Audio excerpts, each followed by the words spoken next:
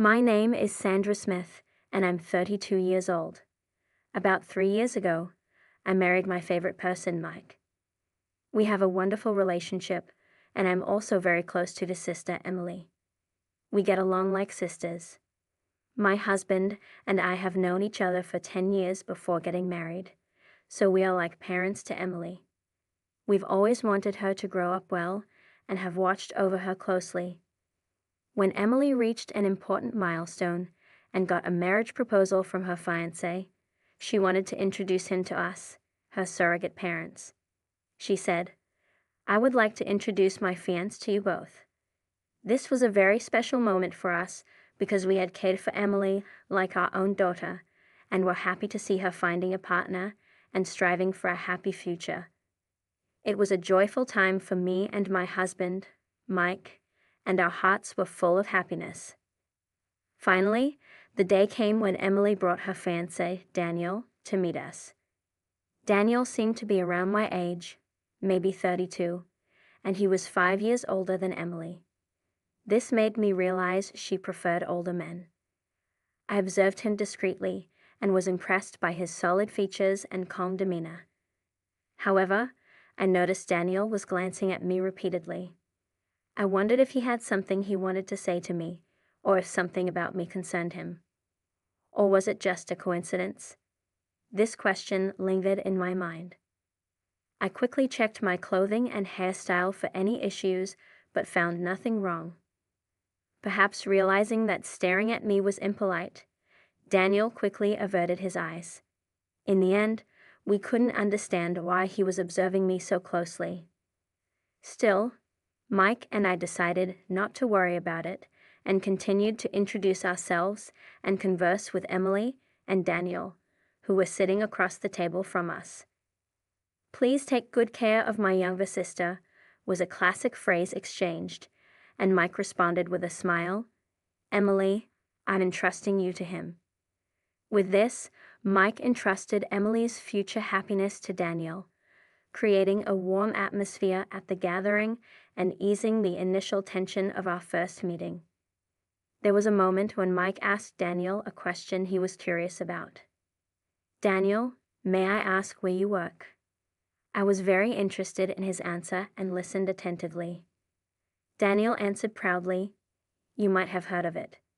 I work at TE Company, which is growing rapidly right now." "TE Company? Is that a famous game development company?" I asked. "Yes, that's right," Daniel replied. "I actually changed jobs to work there last year. I didn't leave my previous job because I disliked it. TE Company directly scouted me because they valued my skills. So this is like a promotion. Don't worry, I didn't start as a regular employee," he explained. Hearing this, Mike and I were amazed. I widened my eyes in surprise, and our eyes met.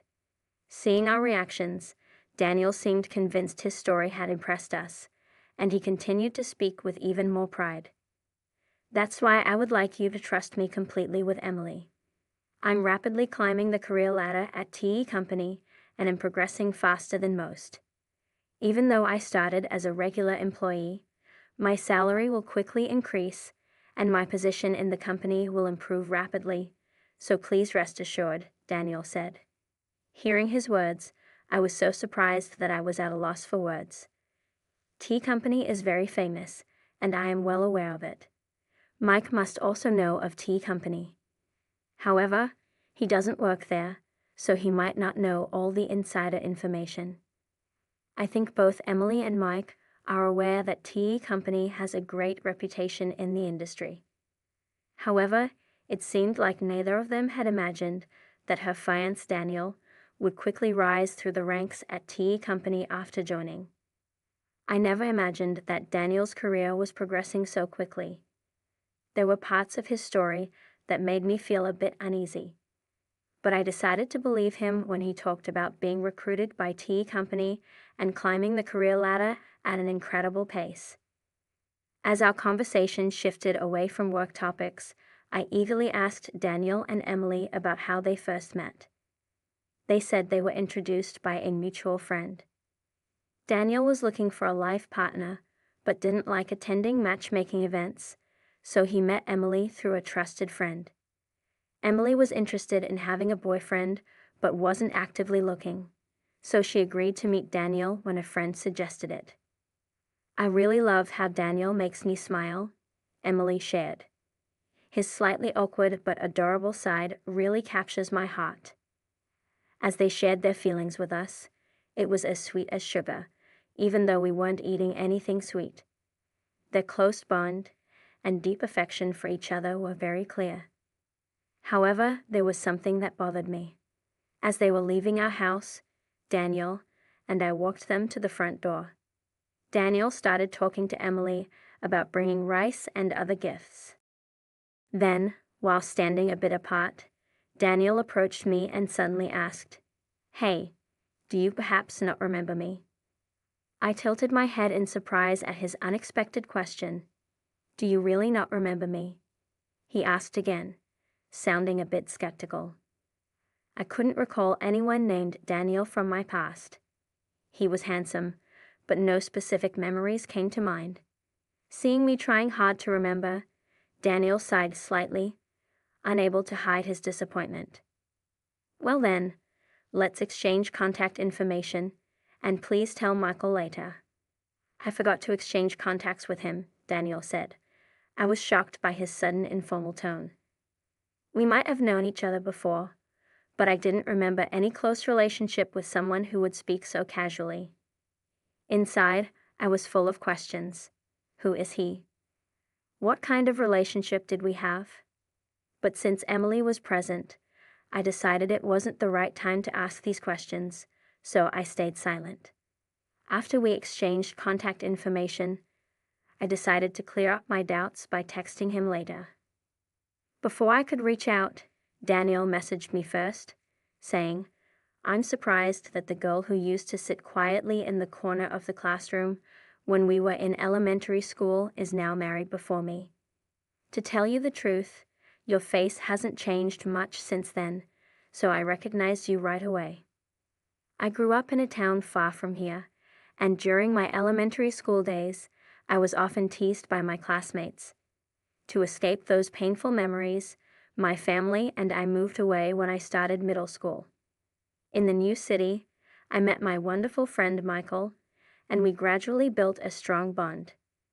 My elementary school memories are painful, and I prefer not to think about them."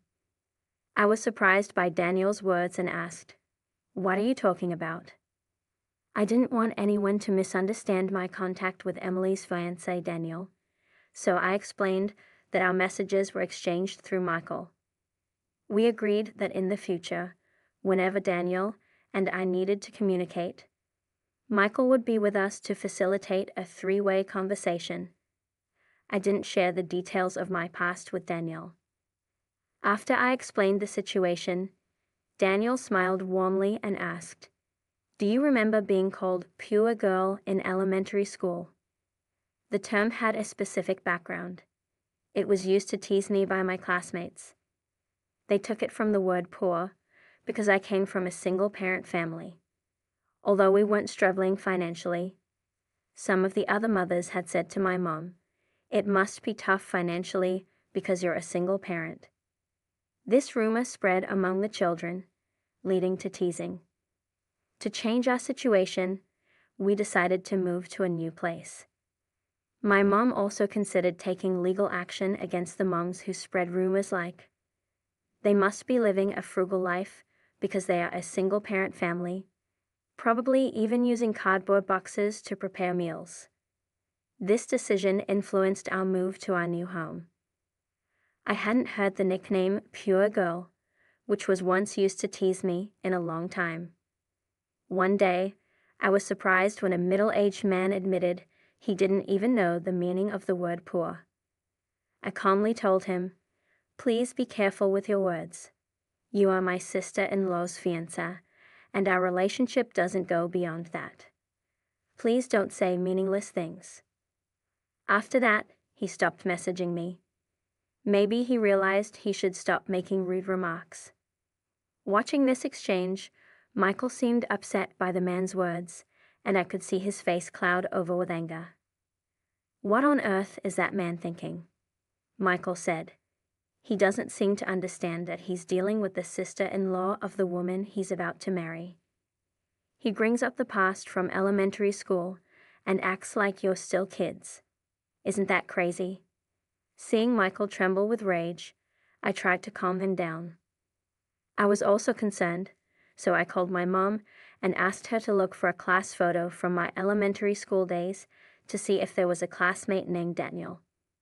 My mom quickly found a boy named Daniel and said over the phone, "Wasn't this Daniel, the main one who used to bully you?" At that moment, memories I had forgotten came back to me. The one who bullied me the most was indeed Daniel. I asked her to send me the photo from my elementary school days. Looking at the photo, I saw that Daniel had a much larger, chubby physique back then, which is probably why I didn't recognize him now. After that, I decided to investigate the situation further. A few months after our first meeting, I received a call from Emily. "Sandra, we haven't received your RSVP for the wedding invitation yet. You and your brother are planning to attend, right?" "What wedding invitation?" I asked. My husband and I had been looking forward to receiving the invitation, but it never reached us. When I told Emily about it, she seemed surprised and said, "I definitely sent it. Maybe there was a problem somewhere. Anyway, I'll come and give it to you directly tomorrow." She was very sincere about it. The next day, Michael and I received the invitation directly from Emily, and we confirmed we would attend. We had no idea what was waiting for us at the wedding or how much it would ripple through everything. On the wedding day, Emily was dressed in a pure white wedding gown, looking like an angel. I congratulated her on starting her new life, tears in my eyes. But then the groom, Daniel, ruined the celebratory mood. I wished for Emily's happiness and wanted the wedding to be a success. But when Daniel spoke, he pointed at me. Michael, Emily, and I were all surprised. "Why are you here?" "I deliberately didn't send an invitation," he said, looking displeased. It seems Daniel made sure that Michael and I didn't receive an invitation. This woman grew up with just her mother. When things get tough, she runs away. That must have caused financial hardship.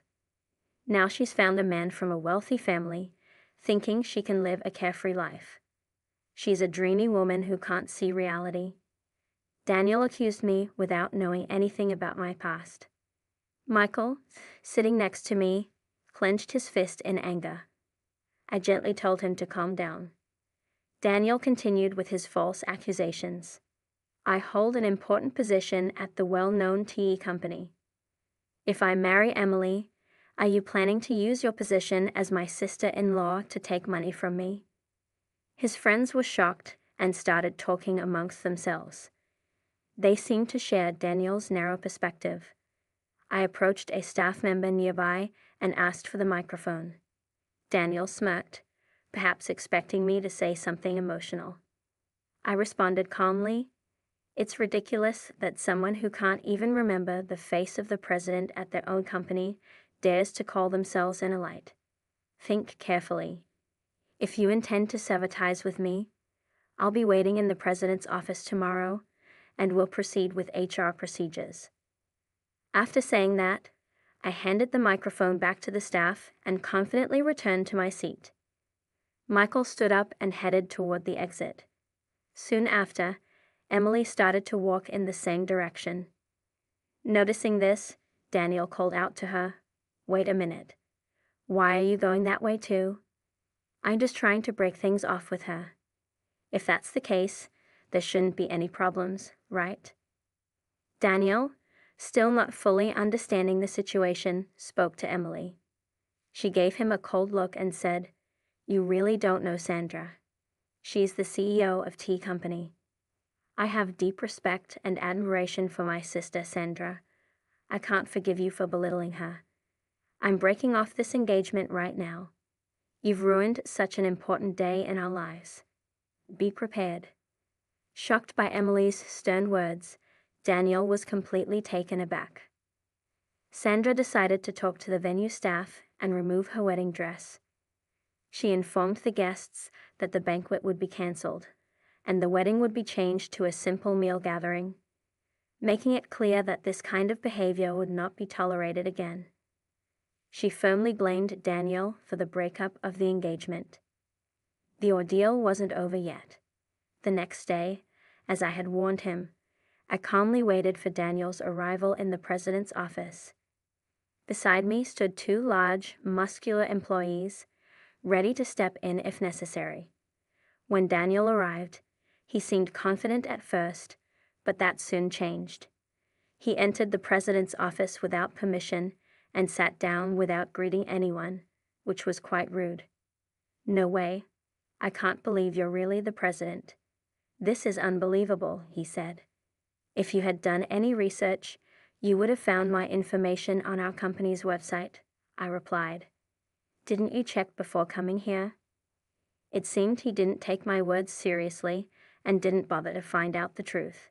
He probably thought I was joking or exaggerating. I told him, "I am thinking of terminating your employment contract." "What are you thinking? It's not fair to make such a decision over a slight misunderstanding," he said. "I will consult with the Labor Standards Inspection Office." As he tried to persuade me, I calmly placed a copy of his resume in front of him. "You have falsified your educational background, haven't you? You've claimed to have qualifications and skills you don't actually have, like proficiency in Excel and video editing. Are these statements true?" "About that part," he started, clearly caught off guard. "Falsifying information and making false claims are legitimate reasons for us to terminate your employment," I said directly. He looked shocked at my statement. From the moment I met him, I had a strange feeling about him. I later verified the facts. Our company doesn't usually use headhunting methods, and even if we do, I would meet and interview the recommended candidates directly. I had no memory of having a deep conversation with Daniel. He actually joined our company through the regular recruitment process for mid-career hires and started as a regular employee. He called himself someone aiming for promotion and claimed to be proficient in software, but he had no skills in using them, so he was never promoted. He had a high opinion of himself, and I investigated his attitude thoroughly. Even during work hours, he was lazy, just enjoying being part of the company. I had no intention of tolerating such behavior. Now, with his engagement to Emily officially ended, and since he continued to behave unpleasantly, I saw no reason to keep him around. I told Daniel to leave the company immediately. Since he had been with us for less than 6 months, there was no need to consider severance pay or the handover of duties. "As an old friend, won't you help me out?" he pleaded. "I see no reason to continue our relationship," I replied, arranging for other staff to handle his departure from the company. It seemed he was hoping for financial support from his father, but since his father had cut off support due to Daniel's behavior, that didn't happen. There was an incident in the past where my mother sued for defamation, and it seems Daniel's mother was involved. My father had paid the compensation back then, so he was familiar with such situations. Faced with a similar situation with Daniel, his father probably felt he had reached his limit and disappeared from their lives. After that, Daniel spent his days taking care of his elderly mother while dealing with the financial consequences of his actions. Eventually, he disappeared, taken away by some mysterious people in black, and no one knows where he is now. Someone might know what happened to him, but I have no intention of finding out. On the other hand, Emily was initially deeply hurt when she found out about Daniel's background. However, time heals all wounds. About 6 months have passed, and she now believes it was for the best that they didn't get married. Recently, she started smiling again and has even participated in events to find a new partner. Seeing Emily happy and living a brighter life again Michael and I are truly relieved. In fact, it seems they are now actively